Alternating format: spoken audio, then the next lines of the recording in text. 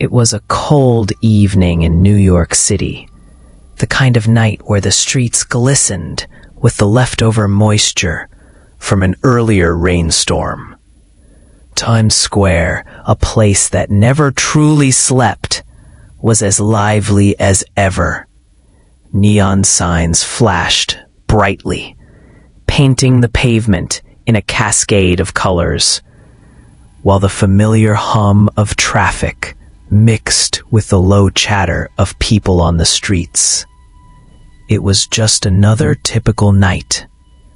The hustle and bustle of the city, the busy commuters, tourists, and city dwellers, all moving like clockwork.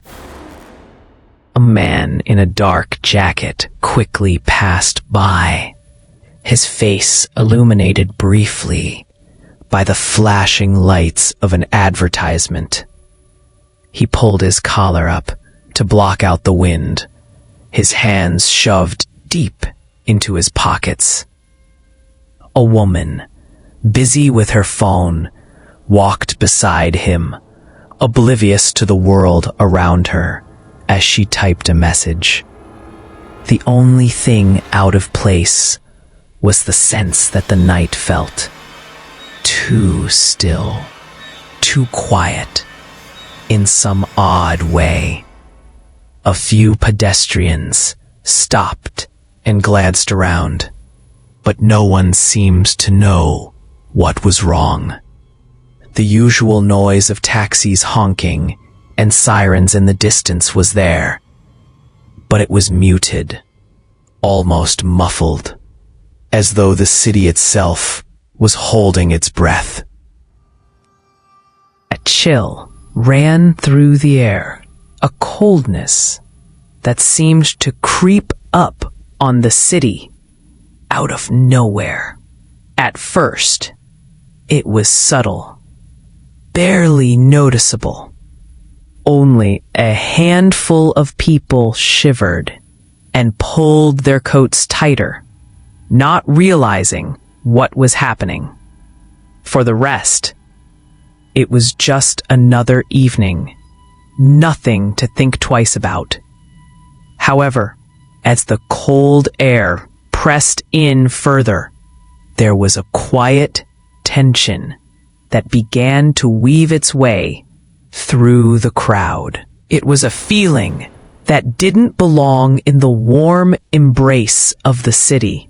Yet, there it was, creeping under the skin of the most seasoned city dwellers. For a split second, a man stopped in the middle of the sidewalk, his breath visible in the cold night air, puffed out in short, rapid bursts. He wiped his brow, but there was no sweat, just a chill that had reached deep into his bones, spreading outward. Something felt wrong, yet he couldn't pinpoint it.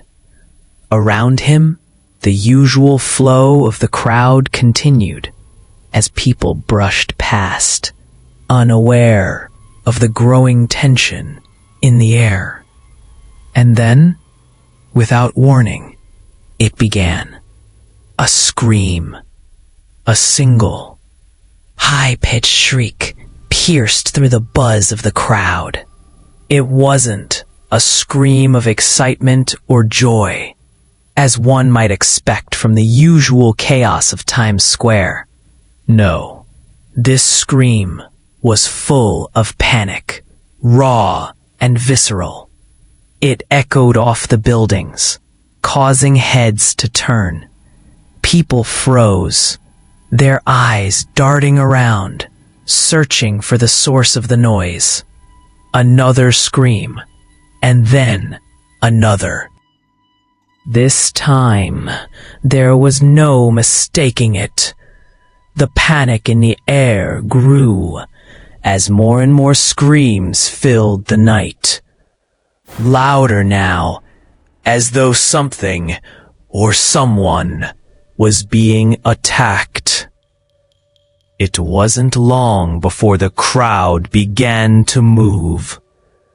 Some running toward the noise, others fleeing in the opposite direction, not knowing what they were running from, only that they needed to get away.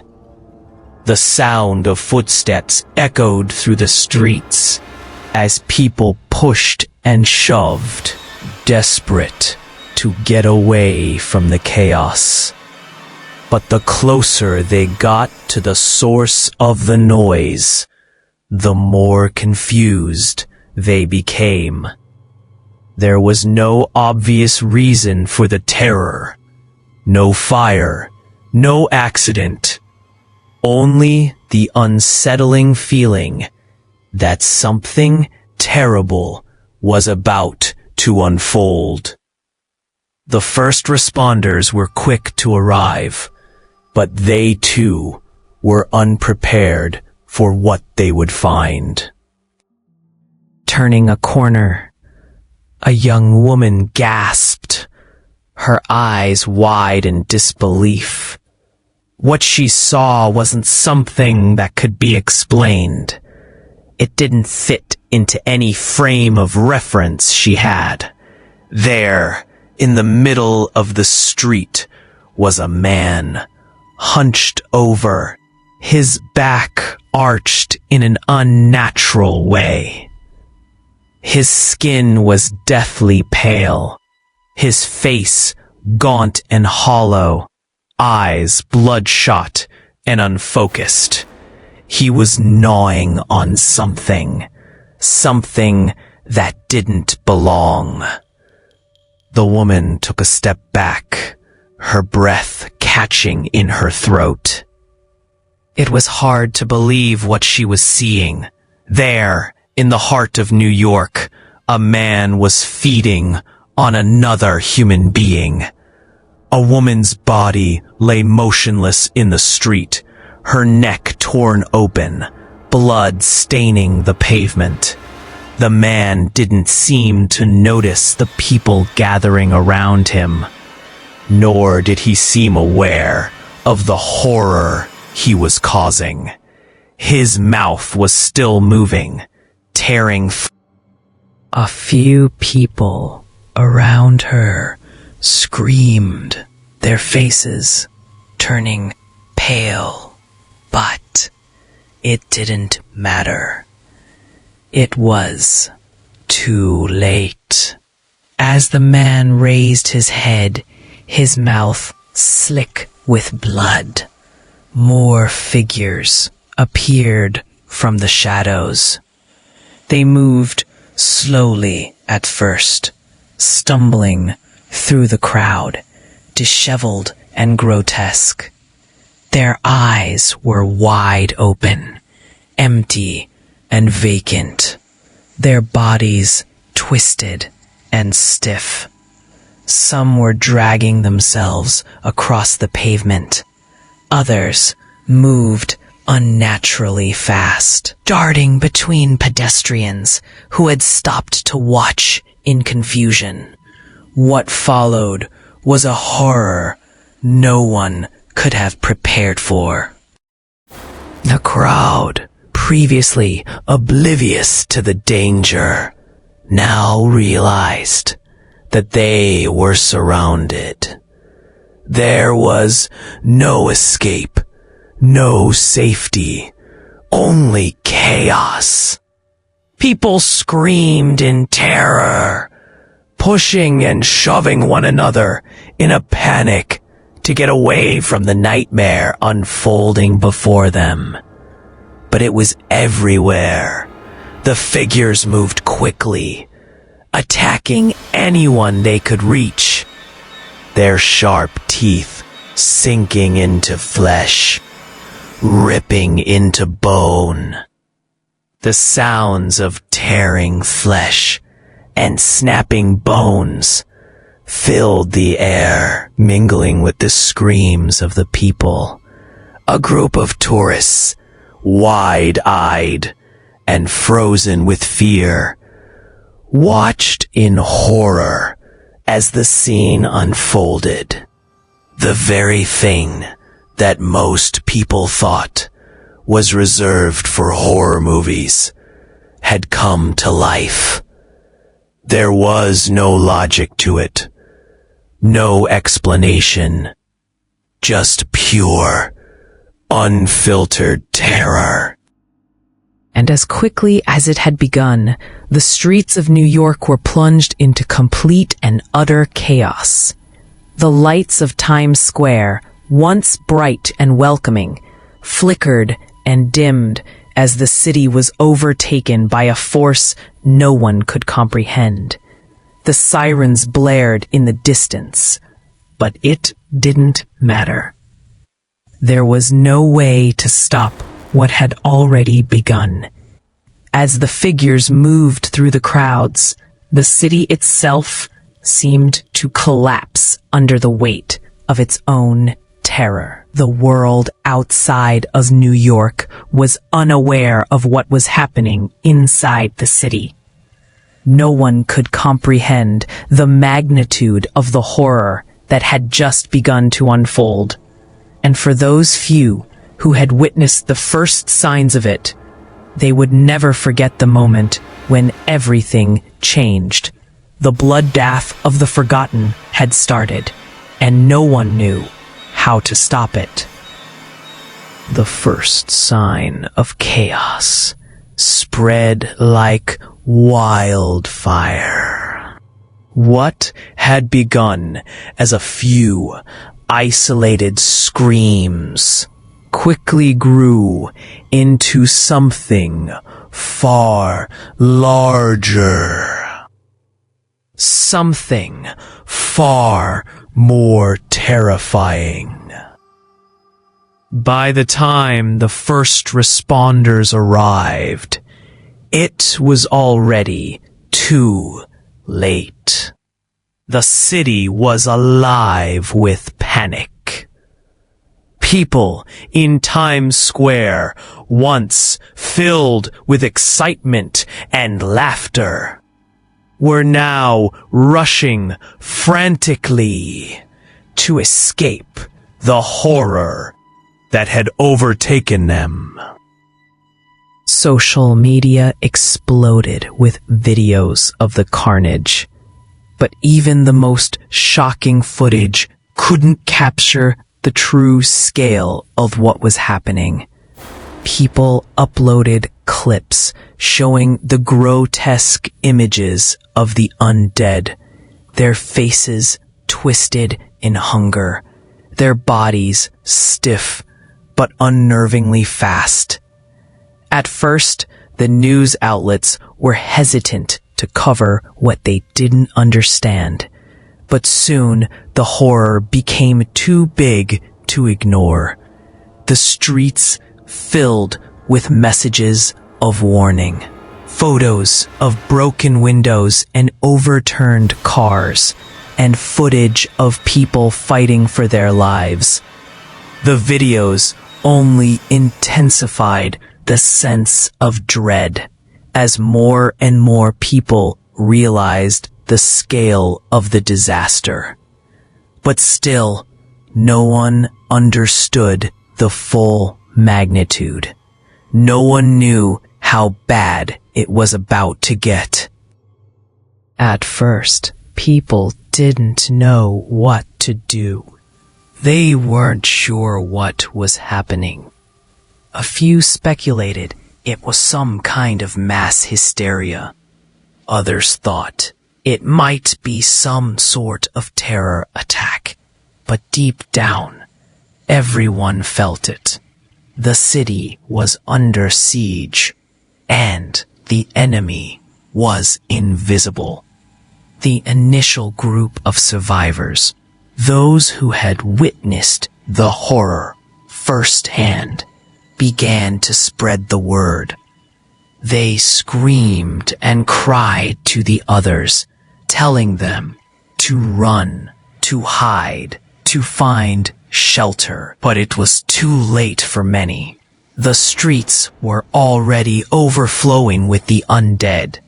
moving faster than anyone could imagine. Unlike the slow, shuffling zombies that were often depicted in films, these creatures were fast, unnervingly quick.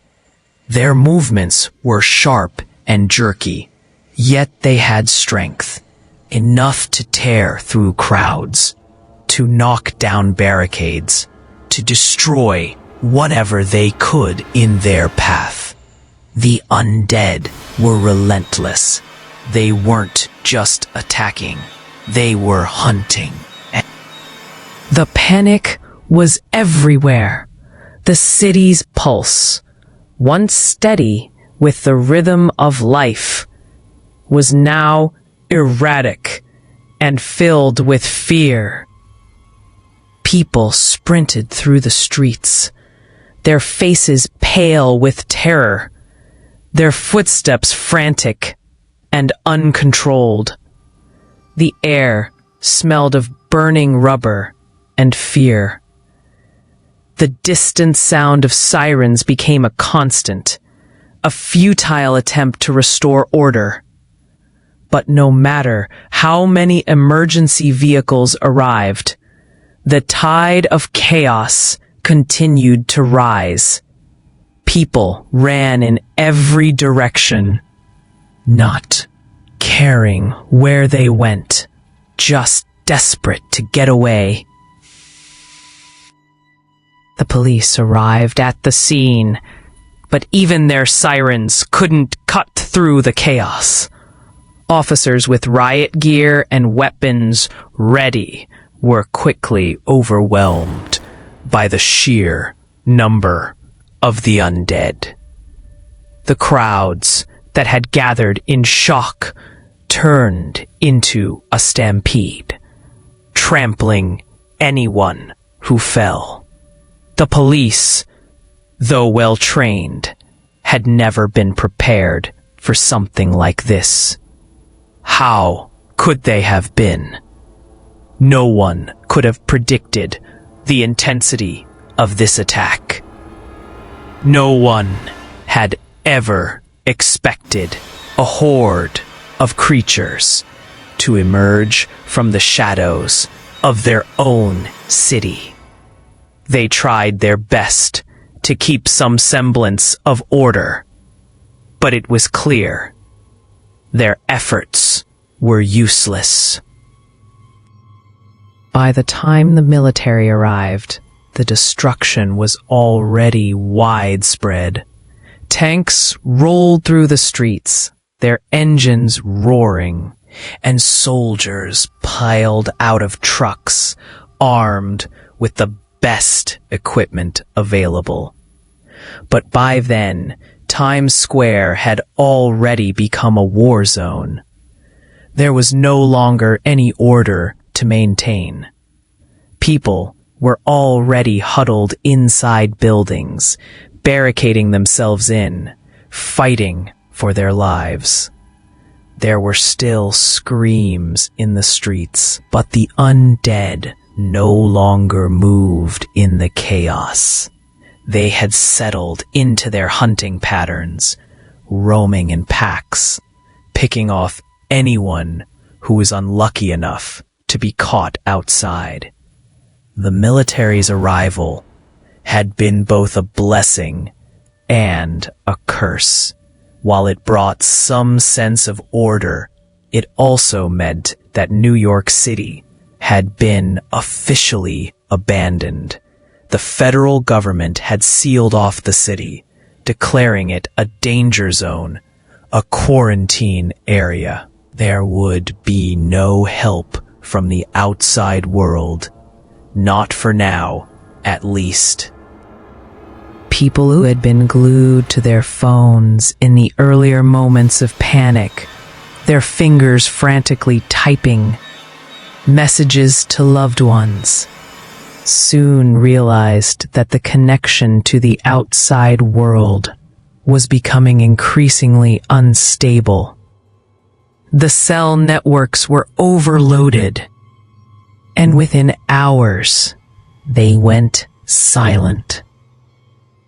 It was as though the entire world had just forgotten about New York. In the midst of the madness, some tried to fight back.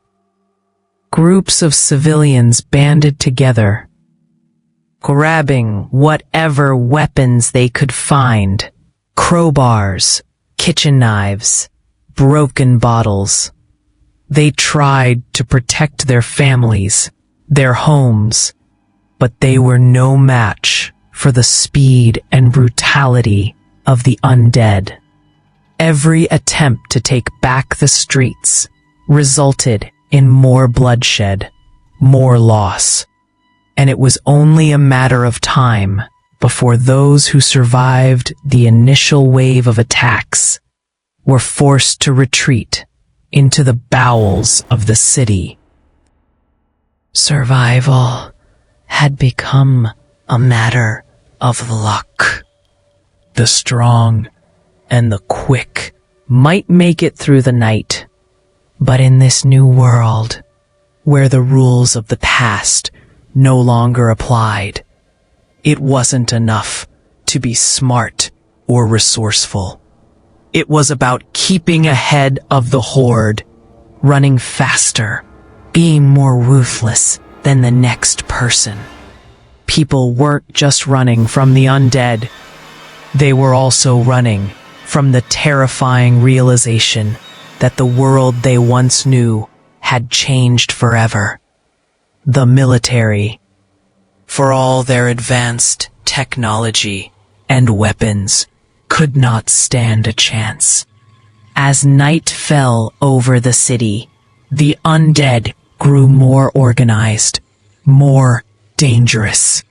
The soldiers, tired and unprepared for a battle this intense, found themselves losing ground. The survivors who had sought refuge in the buildings, in the subway stations, or in the parks, now realized that the city had been lost.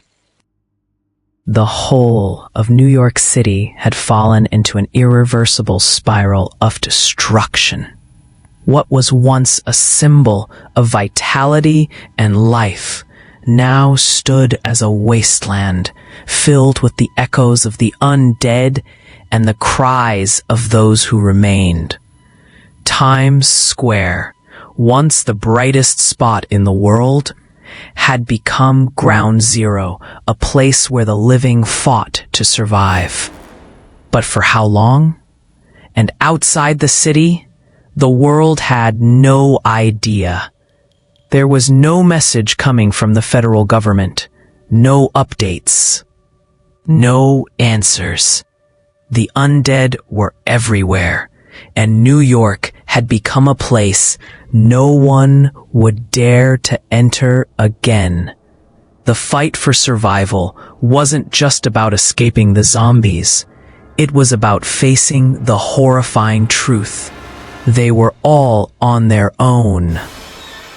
Amid the chaos, a small group of strangers found themselves huddled together in the dark, dingy remains of an old diner.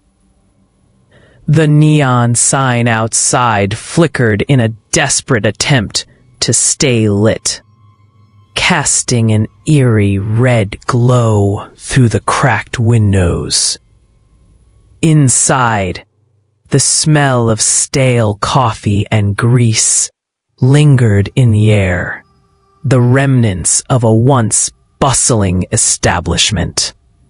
Now, the place was silent, save for the heavy breathing of the 4 survivors. Sam, the street-smart artist, was the first to speak, his voice hoarse with fear. He wiped the sweat from his brow, his hands shaking. He had always been able to draw, to make a living out of his art. But none of that mattered now. None of that mattered in a world where survival was the only currency. He glanced around the table, looking at the others, strangers to him, but somehow, in that moment, They were all he had. Jenny, the tech-savvy college student, had been the last to enter the diner. She had been on her phone, trying to call her family, trying to get some answers. But the networks had long since gone down. She didn't know what to believe anymore. Her mind kept replaying the horrific images she had seen. The undead, the attacks, the people being torn apart. But she knew, deep down, that there was no escaping it. This was their new reality. Mike, the former soldier, was calm despite the chaos. His training kicked in, and he took control without hesitation. His eyes scanned the diner, looking for anything that could be used as a weapon. He had been through his share of combat, but nothing had prepared him for what he was witnessing now. He turned to the group, his voice low but firm. We stick together. We find weapons, and we get out of here, head for the subway. It's our best shot. Mike had always been a leader, even before the world went to hell. It was in his nature to take charge, to make decisions in the heat of the moment. And right now, the group needed someone to take charge. They couldn't afford to hesitate. Aisha, the nurse, who had been working late when the outbreak hit, nodded silently. She was still in her scrubs, her hair tied up in a messy bun, her face pale but determined. She wasn't used to this kind of chaos, not in her line of work. She was used to helping people in hospitals, in calm, controlled environments, not fighting for her life in the middle of a nightmare. But she had quickly realized that she couldn't afford to be scared. She had to be strong, for herself and for the others. Jenny, still glued to her phone, looked up with a cold expression. "It's worse than we thought," she said, her voice trembling. "The emergency systems are down. The city's been quarantined. No help is coming. We're on our own." The words hit the group like a punch to the gut. No help. No escape. The reality of their situation sank in, but there was no time to dwell on it. They had to move, and fast. The undead were closing in, and with every passing minute, their chances of survival grew slimmer. "We don't have a choice," Mike said, his voice steady. "We need to get to the subway. It's the only way out of here. If we can make it underground, we might have a chance." Aisha nodded, standing up from the table. "We can't stay here. The longer we wait, the more we risk being trapped." The four of them quickly gathered what they could, whatever was left in the diner that could help them survive. Sam grabbed a pair of heavy, rusted scissors from the counter, clutching them tightly in his hand. It wasn't much, but it was better than nothing. Jenny, always resourceful, grabbed a small first aid kit from the back shelf. She wasn't sure how long it would last, but it might help them patch up any wounds along the way. Mike, the former soldier, pulled a hunting knife from a drawer, checking its sharpness before slipping it into his jacket pocket. And Aisha, the nurse, grabbed some gauze and bandages, preparing herself for whatever injuries they might encounter. With their makeshift weapons in hand, they moved quickly, glancing nervously out the cracked windows. Outside, the streets were eerily silent, the only sounds coming from the occasional moan or distant growl. They couldn't see the undead yet, but they could feel them, lurking just beyond the edge of the city's harsh lights. Every corner they turned, every alley they passed, it felt as though they were being watched. The air was thick with tension.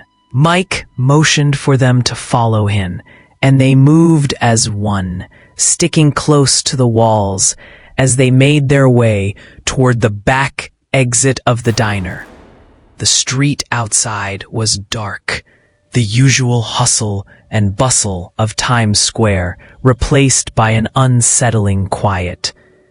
The only light came from the flickering neon signs, casting long shadows across the cracked pavement.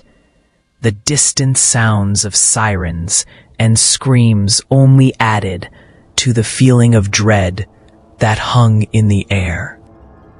The streets were mostly deserted, but as they rounded a corner, they saw the first signs of danger.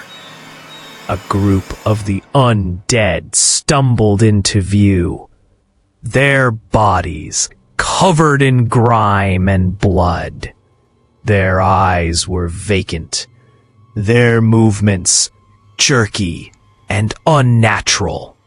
But there was no mistaking the hunger in their gaze. The undead were here, and they weren't going to stop until they had what they came for. Jenny gasped and stumbled back, but Mike was quick to grab her arm and pull her forward. "Stay close," he warned, his voice low and steady. "We can't waste time. We move fast. We keep quiet." The group moved silently, their footsteps quick but careful. They avoided the undead as best they could, ducking behind abandoned cars and buildings. But no matter how hard they tried to stay hidden, it felt like the undead were always one step ahead. Every time they thought they had a moment to breathe, they heard another low growl or shuffle of feet. As they reached the edge of the block, they saw the entrance to the subway station up ahead. It was dimly lit, the steps leading down into the darkness. It looked like a safe haven, but they knew better than to assume anything. The subway might have been their only chance at survival, but it also held its own dangers. Mike turned to face the group, his expression hard. "We're not safe yet. Stay alert. Keep your heads down and stay close. We're going to make it. We just have to keep moving." They nodded in agreement, the weight of their situation settling heavily on their shoulders. But there was no turning back now. They had made it this far, and they weren't going to stop. They ran toward the subway, praying that they could make it before the horde found them. Every step felt like it could be their last, but they couldn't afford to think about that. The only thing that mattered now was survival. And the only way to do that was to stick together, to fight back and to keep moving forward. The subway was their best chance. It had to be. The subway station was eerily quiet. The usual hum of the bustling city above was gone, replaced by an unsettling silence that seemed to stretch on forever. The dim, flickering lights barely illuminated the narrow platform, casting long shadows that danced unnaturally on the walls. For a brief moment, it felt like a temporary safe haven. But that brief moment of relief was short-lived. The weight of the situation pressed down on them, and despite the relative quiet of the station, none of them could shake the feeling that they were being watched. The sound of distant footsteps, faint but growing closer, made their hearts race. Was it just the residual noise from the chaos they had left behind? Or was something following them? They moved cautiously, their steps slow and measured. Mike, the former soldier, led the group with an air of purpose. His instincts told him that the subway, while offering a potential escape route, was far from safe. They had no idea what dangers lay ahead in the dark tunnels below, but they had no choice. The sound of undead moans and screams from above grew fainter as they descended deeper, but they couldn't shake the feeling of dread that clung to them like a shadow. The silence around them was more deafening than the screams that had echoed through Times Square moments ago. Aisha, the nurse, kept her gaze fixed ahead, her hand tight around the small first aid kit she had taken from the diner. She had never been in a situation like this before. Dealing with traumatic injuries in the safety of a hospital was one thing, but now survival itself was her only focus. Her mind raced with what-ifs, but she pushed those thoughts aside. They had to keep moving. They couldn't afford to stop. Jenny, the tech-savvy college student, looked around nervously, her phone useless in her hands. The signal had long since gone dead, and the once dependable technology that had been a source of comfort was now nothing more than a weight. She wished for something, anything, that would make sense of the situation, but all she had were the dark, oppressive tunnels, stretching endlessly before them. She couldn't help but wonder if they had just traded one nightmare for another. Sam, the street-smart artist, felt the tension building in his chest. He was used to being in chaotic situations, but this was different. This wasn't just a fight for a paycheck or an argument in the streets. It was a fight for their lives. He could feel the cold sweat on his skin, his body already worn from the ordeal. The sound of his breath, ragged and shallow, filled his ears. He glanced over at the others, wondering if they too felt the weight of it all. They reached the base of the stairs, entering the tunnel that ran beneath the city. The walls were covered in graffiti, some from the old days, others hastily scrawled in fear. As they ventured further into the tunnel, the air grew thick with the smell of decay.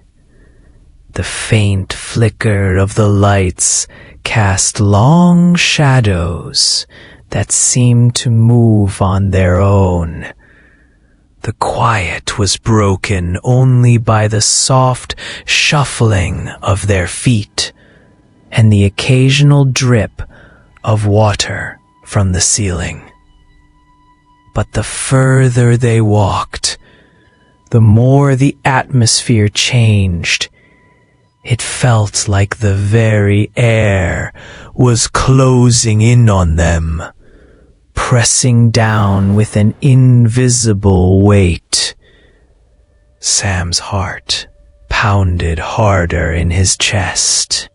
The walls seemed to close in, and despite the warmth of the group around him, he couldn't shake the cold chill that ran down his spine. Then it happened. A faint sound echoed through the tunnel, so faint that at first they thought it was just a trick of the mind. But then it came again, louder this time. The sound of something dragging along the tracks. Mike motioned for everyone to stop, his hand raised in a silent command. He listened intently, his breath steady despite the anxiety building inside him. He had heard it. There was no mistaking it. Footsteps. Heavy, slow, dragging footsteps. Jenny's eyes widened in fear. "What is that?" she whispered, her voice barely audible in the dark. Aisha's grip tightened around her makeshift weapon. "Whatever it is, we need to keep moving." But it was too late. A pair of glowing eyes suddenly flashed from the darkness ahead, so bright it seemed almost unnatural. The eyes fixed on them, watching, waiting, like a predator sizing up its prey. It wasn't just one of them. It was many. The group froze in place, unable to move, paralyzed by the sudden realization that they were not alone. Not only had they entered the lair of the undead, but they had unwittingly walked into a trap. The first figure emerged from the shadows, stepping into the dim light cast by the flickering lamps. It was different, faster, more alert than the mindless zombies they had seen above. Its eyes were wide open, its face twisted in an expression of hunger and malice.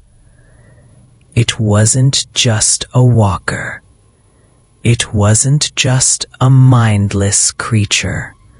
This was something new, something they hadn't encountered before. A new breed of zombie, smarter and faster, more coordinated. It was a predator, not prey.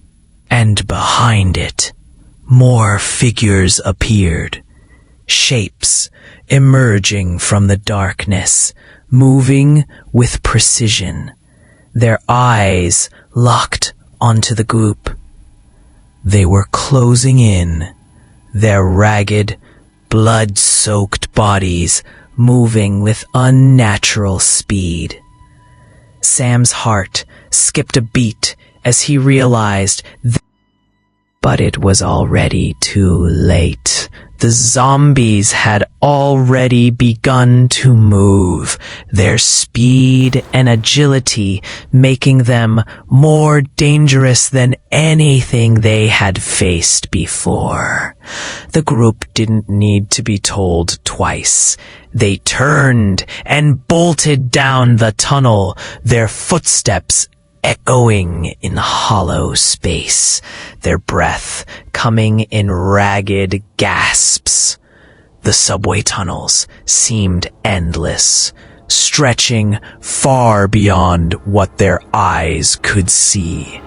The shadows growing deeper and darker with each passing step. The walls seemed to close in, the light from the flickering lamps dimming as if the tunnel itself was swallowing them whole. Every corner they turned, every path they took, felt like they were only running deeper into the maze. They couldn't see what was behind them, but they knew they didn't have to. The sounds of the undead. The darkness was closing in on them, and with every step, it felt like they were getting closer to something far worse than just the undead. They were getting closer to the heart of the nightmare, and there was no way out. The deeper the group ventured into the maze of subway tunnels, the more oppressive the atmosphere became.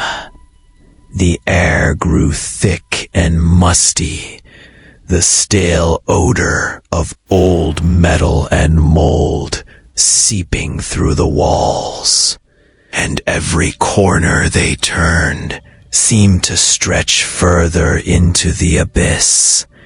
The dim, flickering lights overhead cast strange, shifting shadows that danced across the tracks, making it hard to discern where the tunnel ended or where the next danger might lurk.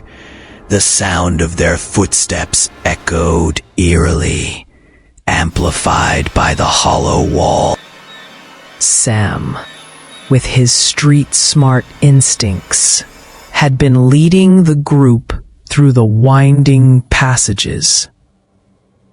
But even he could feel the dread crawling up his spine.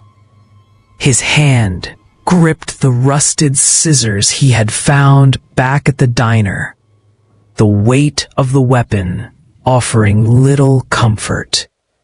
They were running out of options, and every step they took felt like it brought them closer to something far worse than the undead. As they moved further, their attention began to shift from the immediate danger of the zombies to the strange, unsettling things they were finding.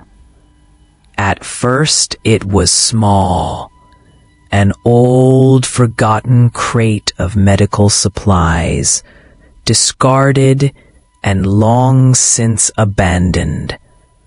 Then came more signs of the past, rusted warning signs hanging from the walls, signs that read emergency evacuation route, but were old and half-faded, as though the city had long since stopped caring for the safety of those who relied on this underground network. But it wasn't just the forgotten supplies or old routes that caught their attention. It was the symbols. Jenny was the first to spot them, her sharp eyes catching the strange markings etched into the walls. The cryptic symbols were scrawled in thick black ink, some with sharp, jagged edges, others looping in intricate patterns that seemed almost purposeful.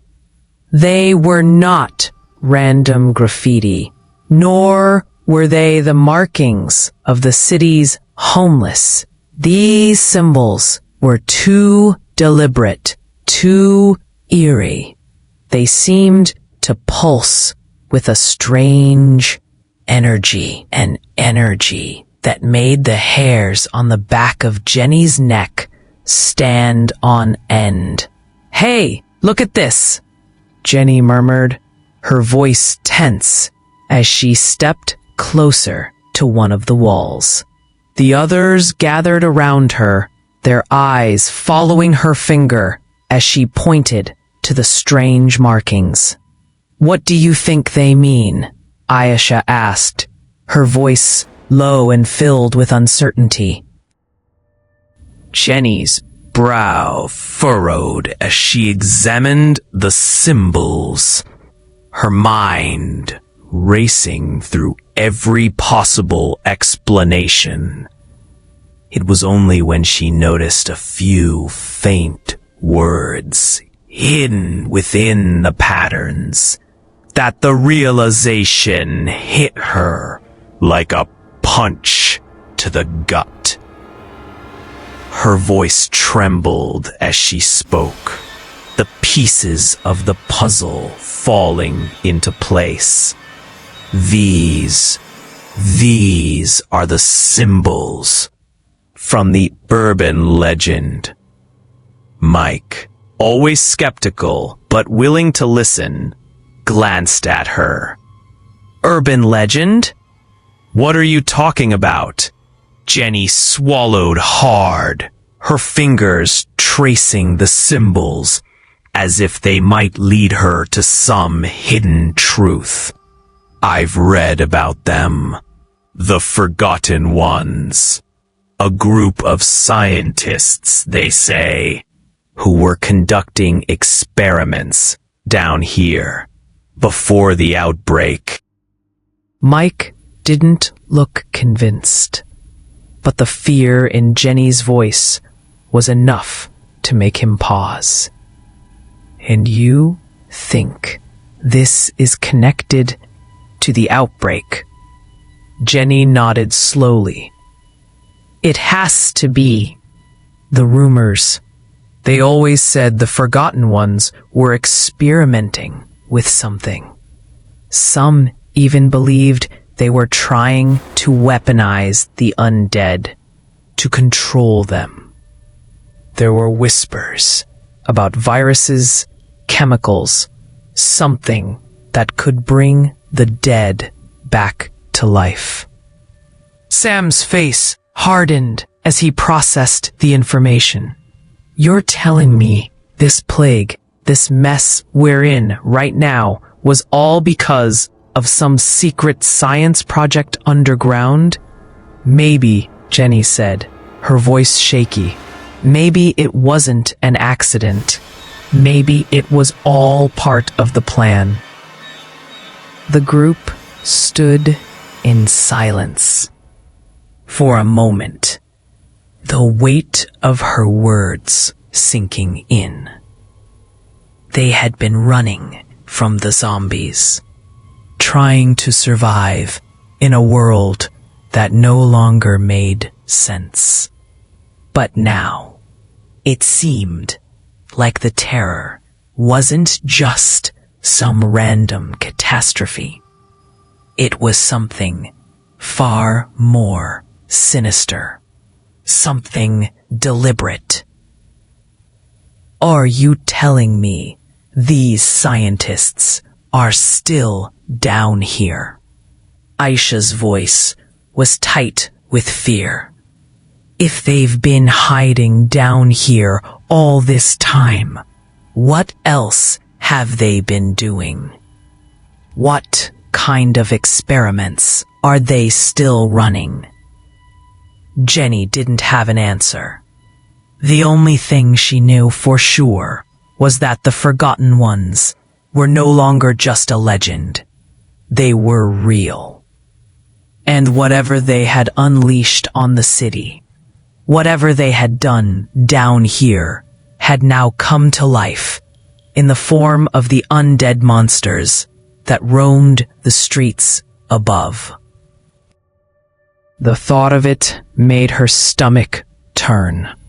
These scientists, these so-called Forgotten Ones, had turned the city into their personal playground, manipulating death itself as though it were nothing more than a game.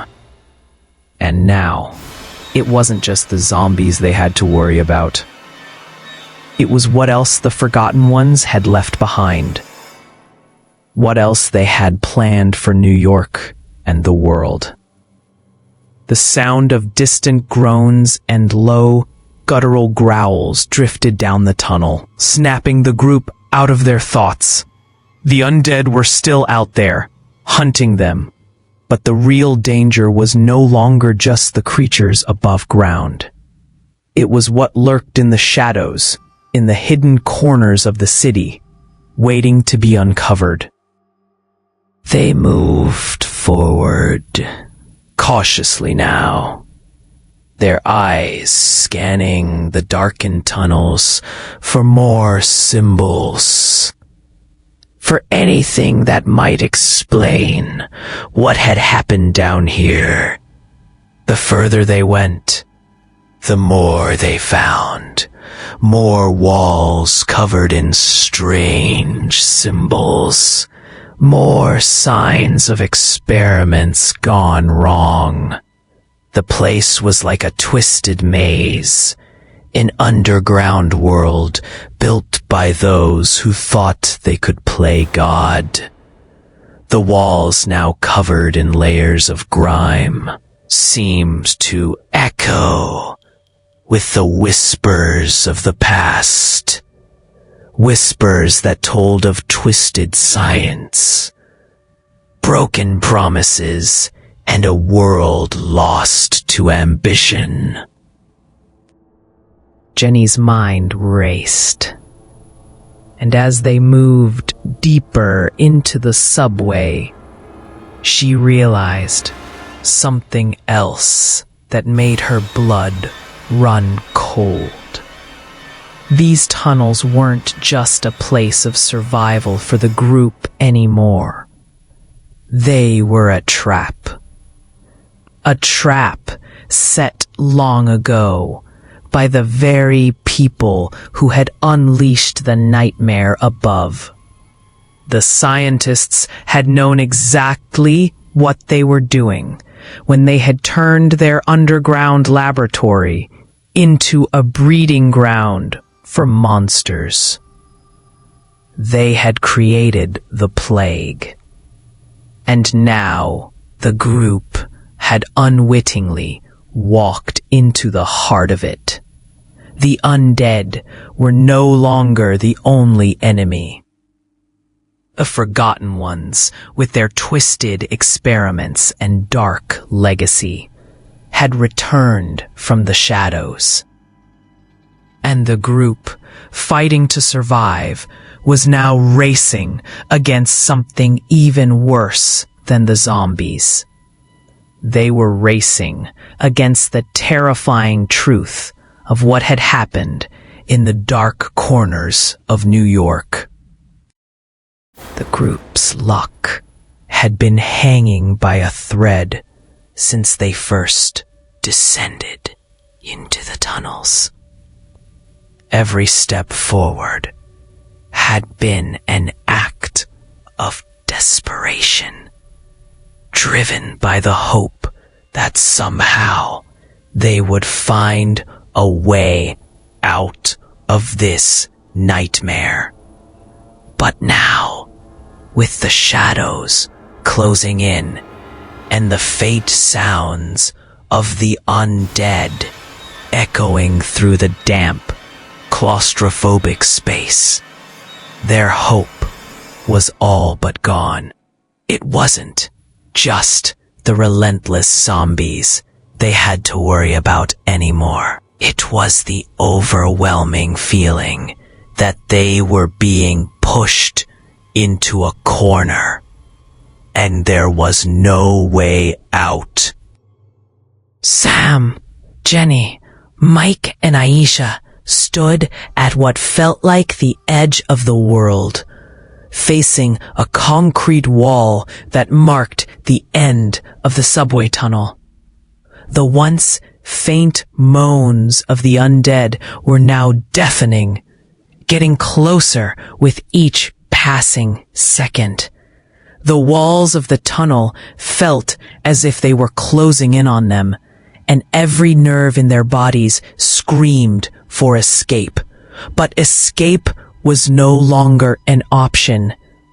There was no other path, no other way out. The labyrinth of tunnels had led them to a dead end.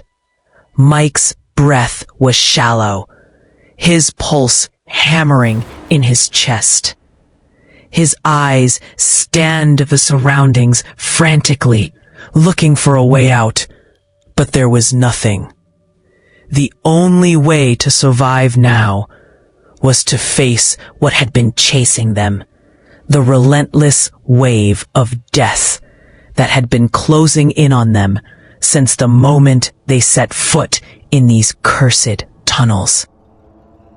"We have to fight our way to the surface," Mike said, his voice hoarse with exhaustion and fear. He looked at each of them in turn, his eyes hard with determination. But even he knew the odds were stacked against them. "We can't stay here. We move fast. We fight through them. Times Square is our only chance." Sam nodded, the weight of the decision settling on his shoulders. He wasn't a fighter by nature, but he understood what needed to be done. He gripped the rusted scissors tighter, feeling the cold steel dig into his palm. They didn't have much, but they had to use whatever they could to stay alive. Jenny and Aisha stood beside him, their faces pale but resolute. There was no more room for doubt, no more time to hesitate. They had to move, and they had to move now. They turned back, ready to face the oncoming horde. But the moment they did, a new terror gripped their hearts. There, standing at the far end of the tunnel, hidden in the shadows, were figures they hadn't seen before. Figures who weren't zombies. Their eyes glowed faintly in the darkness, and their movements were deliberate, calculated. They were watching, waiting. A chill ran down Jenny's spine as she realized who these figures were. She had read about them in the urban legends. The stories that she had thought were nothing more than myths. The forgotten ones. They were the scientists, the ones responsible for everything that had gone wrong in New York. The ones who had turned the city into a living hell. And now, it seemed, they were not just observers.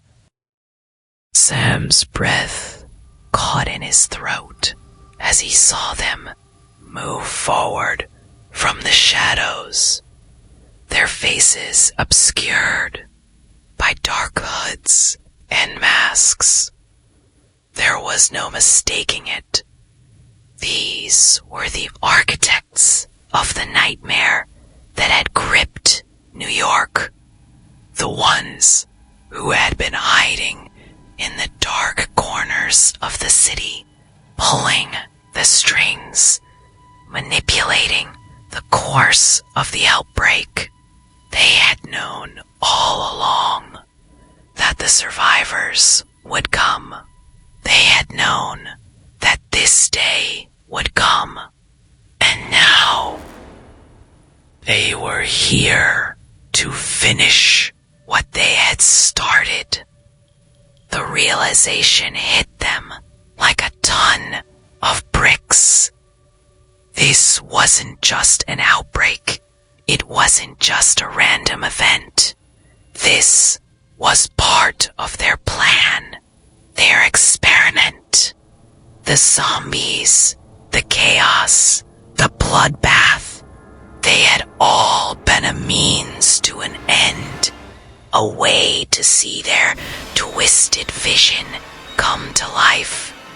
And now, as the survivors stood at the end of the line, "We're not just dealing with zombies," Mike muttered, his voice laced with disbelief. "They were waiting for us. They knew we would come."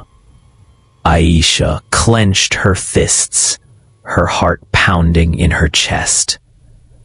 "What do we do now?" she asked, her voice barely above a whisper.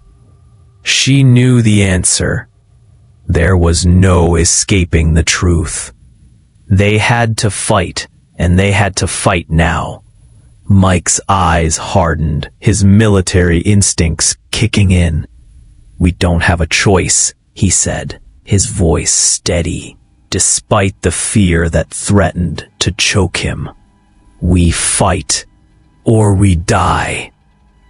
The zombies were closing in on them from both sides now. The shuffling footsteps growing louder with each passing second. The forgotten ones remained still, watching the scene unfold like an audience in a theater, enjoying the show.